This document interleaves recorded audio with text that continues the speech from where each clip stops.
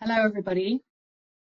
I'm Hermione Neville. I'm a tourism specialist with the International Finance Corporation, a member of the World Bank Group, and I'm delighted to be presenting this session for you today on ecotourism and biodiversity. I've been asked to talk a little bit to you about the intersection between nature, biodiversity, and ecotourism. And there's a lot, I think, that can be covered under this topic. So I've decided to focus on three areas. The first is really around the impact story. So making sure that we're talking about measuring and monitoring impact. We're also talking about education and awareness raising. And lastly, we'll be talking about the sustainability of ecotourism operations. So we're going to start off with really why we're talking about biodiversity, why we're talking about nature. What does this mean for ecotourism and why is it important?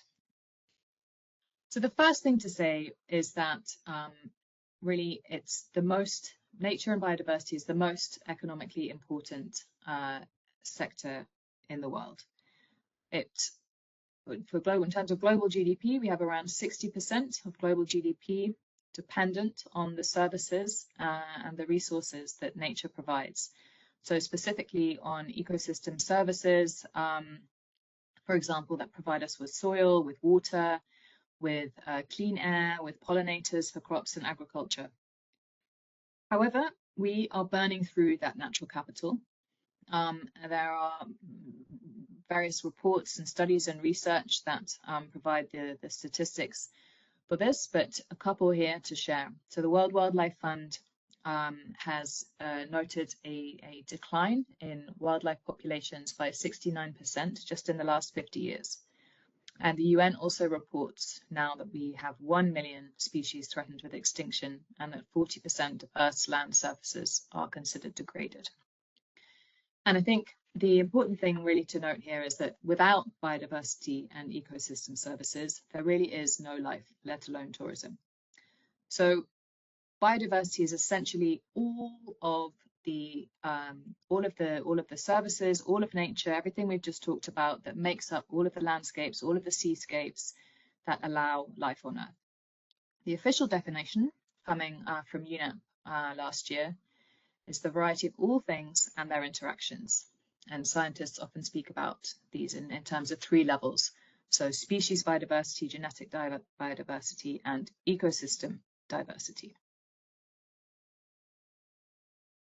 For us in the tourism space, and particularly on ecotourism, nature is particularly important. So speaking generally, ecotourism depends on natural assets and on the local communities in those areas. Tourism is place-based, it's hyper-local, and it has a very deep connection with these values.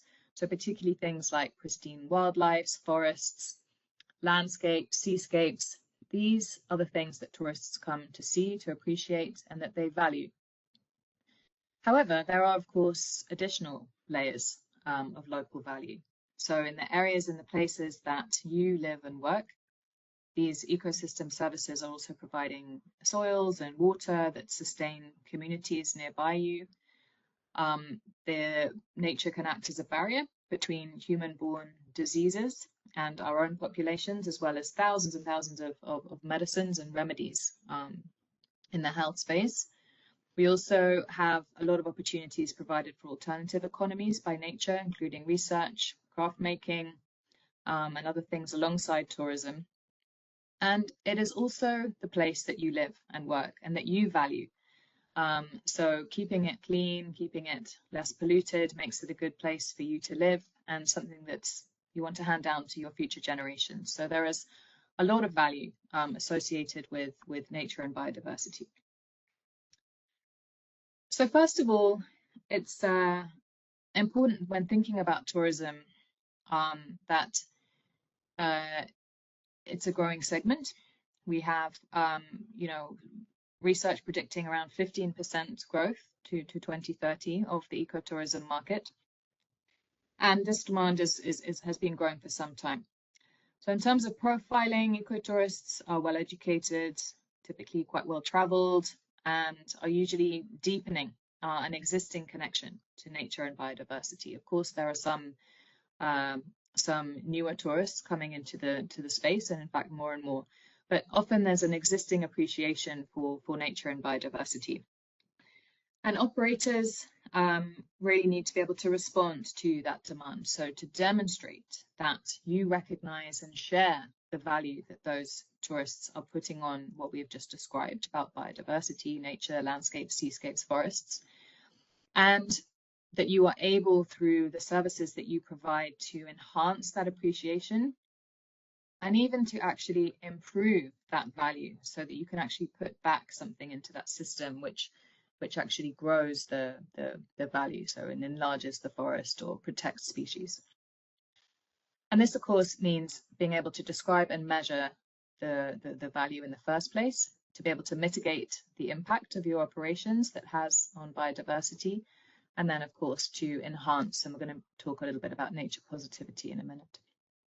So just to focus for a moment on describing and measuring biodiversity, the important thing here in starting operations or in starting to think more strategically about the ecotourism offer is to really get familiar with the with the biodiversity and the nature assets in your area. So really mapping the natural and cultural and biodiversity features in your space, the fauna, so how unique is it, how scarce, how abundant, how relevant is it to tourists, to local culture, the same with the flora and the natural phenomena. And then to be able to really analyze that. So how sensitive is it to visitation? Which features are more vulnerable? Which is most accessible to tourists? Which are most appealing? And then, from there, you can really start to think about the product and what you're able to offer the market. A key part of that, I think, is in realizing that the value that you place on nature in the area that you live and work in is probably shared by other stakeholders around you. And I think building community is a really important part of this initial assessment, working out which are the actors, which are the players who also share some of these values and can share some of the responsibility of this mapping and this analysis. I think in very mature destinations and for very mature ecotourism operations, this can be a very formalized survey and research-based assessment. But I think it's important to start somewhere and begin that inventory, that mapping, that analysis. So moving forward from there, I think being able to describe and measure your impact is the next thing to focus on. And there are many ecotourism standards, there are many guidelines available that can analyze the impact of your operations on the environment that you have. And you can start to measure and track a few indicators. So maybe building up to meeting the whole standard, starting with a few indicators that are perhaps more feasible for you to measure, and taking those forward. How much training do you provide your staff, for example? How much trail maintenance are you doing? How much recycling are you doing? What are your, how much water are you using? All of these types of things that have an impact on that environment that you are trying to preserve and demonstrate the value of to your guests. And we'll talk a little bit about some of those standards in a moment.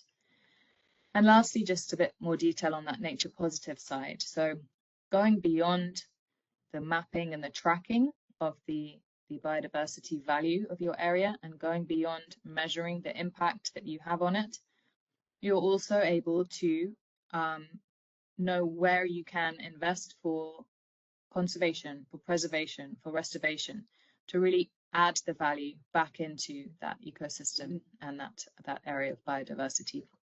So this is really the programs and the foundations and the work that you're probably passionate about in terms of conservation and preservation of flora and fauna, etc.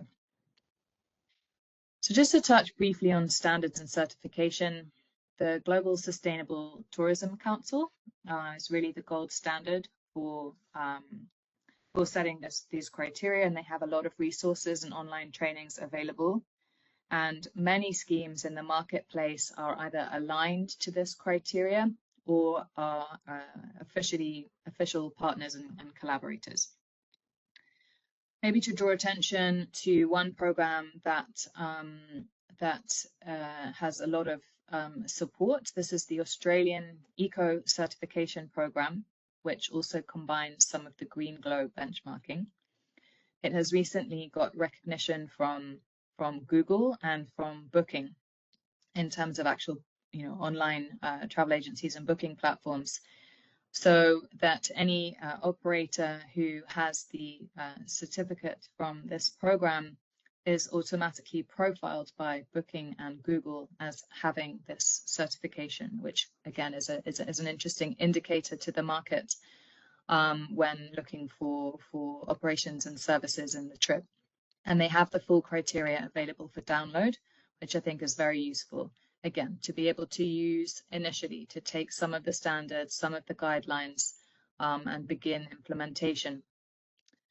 The Botswana Ecotourism Certification System is an interesting one from the continent. It has 250 criteria, and these are based actually on the national tourism policy and supplemented by the GSTC criteria. And then another one to look at could also be the ASEAN Ecotourism Standard. And again, that is aligned to the GSTC. And they also publish the criteria for that standard for anyone to see and to use to encourage people to begin to adhere. Moving now to an example. I've taken the example of Grootbos in South Africa, just to take you through from their website a few of the things that we've just talked about. So this is a page on their on the landing page of their website, and you can see here the evidence of the fact that they really know and understand the biodiversity and the value of the natural asset that they're based on. So they have actually listed the number of species in some cases, the number of endangered species, 23 mammal species, 3 milkwood forests of 1,000 years old, 100 endangered plants, so that as a consumer, you really understand that they understand the values that you're sharing, and they've actually done some of that mapping. From there, you can see that they've built out a wide selection of relevant tours and experiences and excursions based on those values that they have mapped and assessed. So we've got here the botanical 4x4 tour, the horse riding, walks, hikes, bird watching. I mean, the list is extensive. And from there, they then talk about their impact. So the standards that they adhere to. And in the case of this group, Grootbos, they are aligned to the long run, the GER standard, so the Global Ecosphere Retreats. This is the one that they have selected. Again, it has recognition from the GSTC. And they're only one of 10 members to have achieved this, and the only one in South Africa. So they're very proud of this, and they put it on their website, and they talk about the standards that they adhere to, all of the criteria, and how they meet them very transparently. Then to turn to the last point of that section, which was about nature positivity and adding back and actually adding value back into the system. You can see here, again, just very visibly on their website, the things that they are doing to improve on that impact. And you can see here some of the programs and the initiatives that they're working with other stakeholders to partner with and achieve some of these goals. These ones are specifically around conservation, around youth, around community training. There are many more. To move on to the second area that I think is interesting to consider when looking at the intersection between biodiversity and ecotourism is really the ability that tourism has to actually drive that awareness and increase that education around these values that we've just been talking about. So ecotourism can both inspire and grow an appreciation for nature through an emotional connection, which is such an asset for tourism to be able to make that connection. It can also demonstrate what conservation and good practice look like. And it can go much further than tourism. And I think that's probably something that is familiar to all of you. But inspiring and demonstrating to tourists, yes, but also to your local stakeholders, to neighbors, to the children, the youth, the next generation around you, research organizations, schools, universities, and others. So in terms of making that emotional connection, I think storytelling is important at all stages, and we're always told to tell the story, how to, tell the story.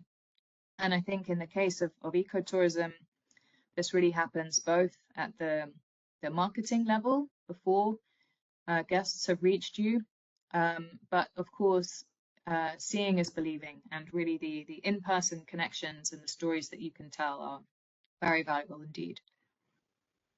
Making sure you have differentiated content, I think, is important in this area. So just as you would devise a different level of content, a different level of information and experience, for example, a children's group in your ecotourism lodge or operation, so you might want to consider for groups that maybe haven't had much exposure or had much interest in ecotourism versus some of the groups that really have a very good understanding and grounding and want to dive more into special interest or niches.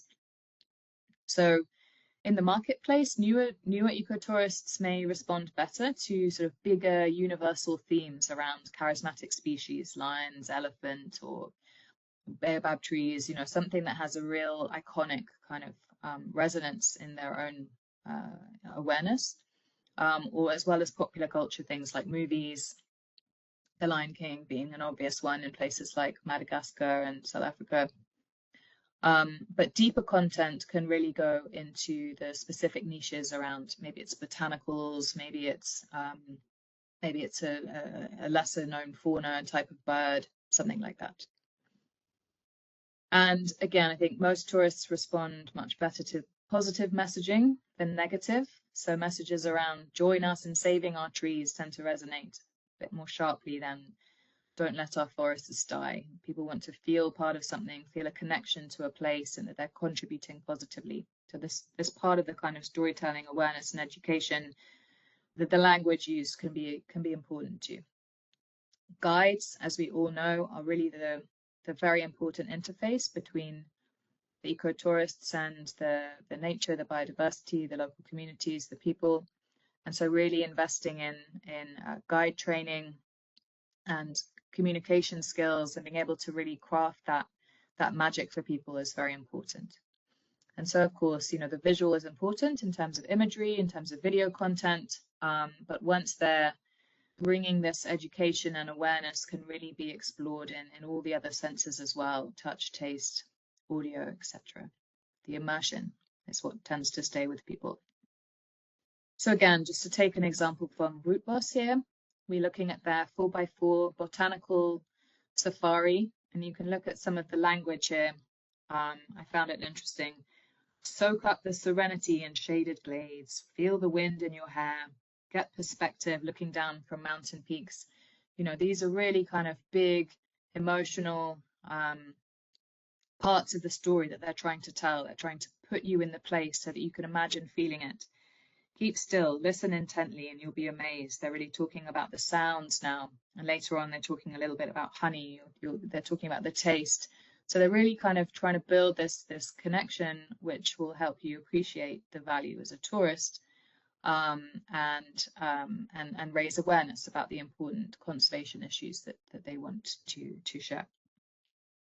This is an example from And Beyond. They have something called the Wild Child Program, which focuses on the experience of children, so children as tourists rather than local youth. And this is the type of tailoring that I was mentioning before. So the activities and the experience and the educational program that's being delivered under something like this is geared very much towards children, just like you might want to gear another kind of experience towards another sort of group. So in this case, we're doing They're doing, sort of picnics. They do bug trails, spore and dung tracking, bark rubbing, really kind of getting up personal and close to the natural elements in the environment and the biodiversity. And through the expert guides, learning a lot about it on the way, building that awareness, and potentially building a desire to help conserve and preserve nature as they grow older.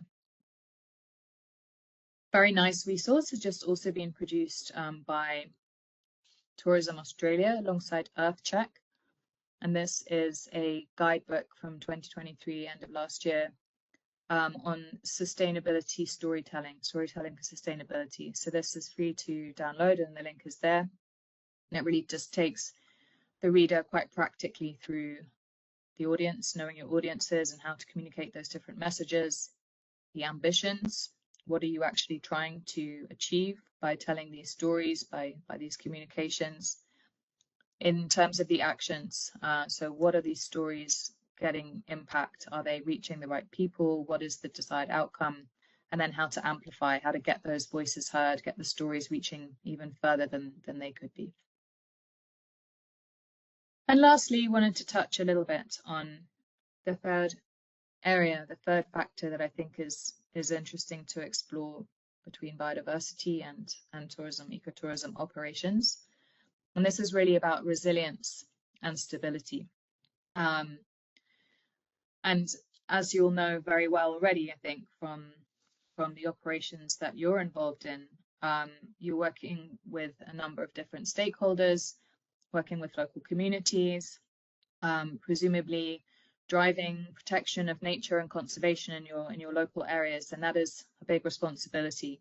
And I think with that responsibility, there is a need for stability, particularly in financial stability, and being able to ensure that you can meet the targets and you can meet the expectations that you've set.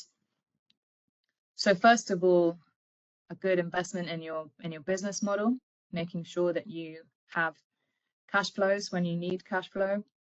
So investing in management skills and market intelligence and getting good advice when you need it. Not necessarily to make a profit if you don't have a profit-driven business model, but just to make sure that you are solvent and able to meet your obligations. And what's really, I think, been ever more evident since we've coming out of the COVID pandemic is then the need also for all tourism operators, but particularly ecotourism operators, to make sure that there are alternative revenue streams coming in. So aside from the revenue generated by tourist visits and spending, making sure that if there is another crisis like the one that we've just seen in terms of demand, then some of the obligations and responsibilities that you have can be met through other financial resources. And so I think the most widely used one is agroforestry, also some forms of restorative agriculture, particularly in rural areas. Carbon credits, of course, game management are all sort of nature-based activities and alternative revenue streams, as well as other sort of more nature-compatible revenue streams. For example, consulting services or advisory work if you're working like that in your local community.